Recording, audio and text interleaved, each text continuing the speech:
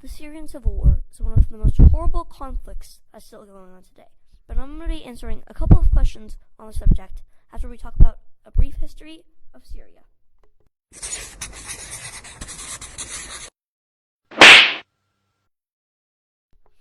Okay, so Syria was first ruled by the Egyptians, then the Hittites, then the Sumerians, then the Mycenaeans, then the Assyrians, and then the Babylonians, then the Canaanites, and blah blah blah, until eventually we get to the Byzantines during the Middle Ages. Then it was conquered by the Turks and the Ayyubid dynasty from Egypt. Then for a long time it was ruled by the Mongols, who was guessed, then the Egyptians again, and then blah blah blah, until it was ruled by the Ottomans, fast forward to the 19th century when it was captured by the French. Who doesn't love the French? The Syrians, apparently, because they revolted, and after a lot of fighting and arguing, they eventually agreed, and Syria became independent. Fast forward to the Cold War, and is finally conquered by the Assad family. We'll fast forward a bit, and now we get to the Syrian Civil War. Now we get to the fun stuff, where we get to answer questions.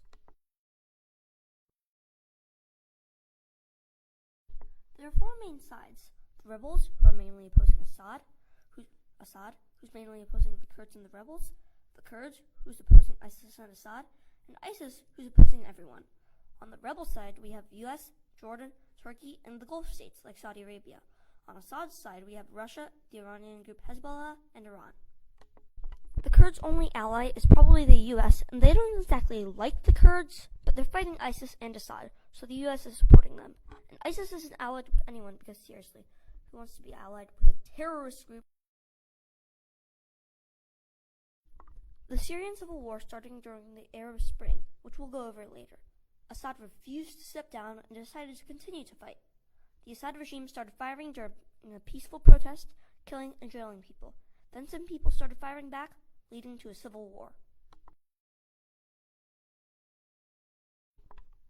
The Arab Spring is a lot less cheery than it sounds. Instead of being a cuddly time where people were planting flowers and bunnies were hopping around, as the spring part suggests, it was actually a series of protests and riots which led many countries to make reforms and change rulers. You would have thought that would have worked in Syria, but no, Assad refused to step down. ISIS became a major component in this war when the remains of Al-Qaeda in Iraq took and freed jihadists. They all merged to become the Islamic State of Iraq. They started taking land and eventually expanded their reach into Syria, becoming ISIS. There are two Muslim types, Sunni and Shia. The Sunnis make up most of the population, but have very little political power because of Assad's father, who took over Syria as Shia. Because of the political power in the Shia group, this has made a lot of tension between the two sects, and one day it just snapped when Assad's forces shot peaceful Arab Spring protesters. Russia is mainly allied with Syria because of their naval port there. It's the only way Russia has military control in the Middle East, so it's helpful to stay allied with Syria. Plus, they've been together since the Cold War, when Russia helped the Socialist Ba'ath Party take over Syria. The refugee crisis keeps the UN's hand full. They have a limited budget and resources, and Russia is blocking any UN support that might pose a threat to Assad. The three major world powers, the US, Russia, and China, all have to agree on the matter to do anything, and Russia is not allowing UN support for the rebels.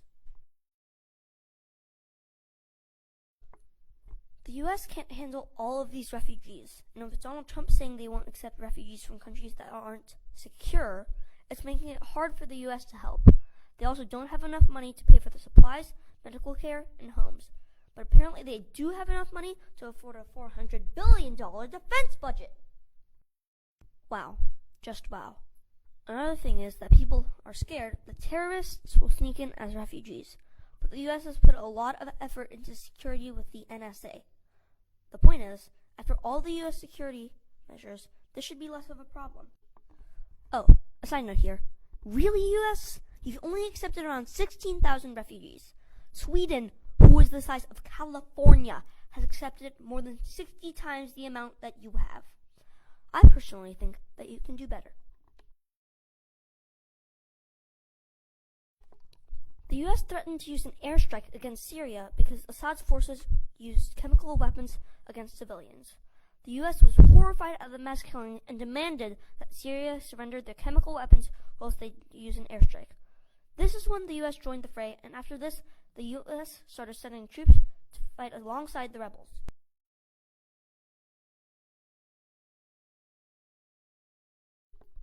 This is probably the most important one, because this is one of the biggest refugee crises in history. You can help by donating money to groups that help refugees so that they can live better lives in camps. There are a lot of videos where you can learn more about the refugees, like the one done by Kurzgesagt, Vlogbrothers, and a lot of other channels. Thanks for watching.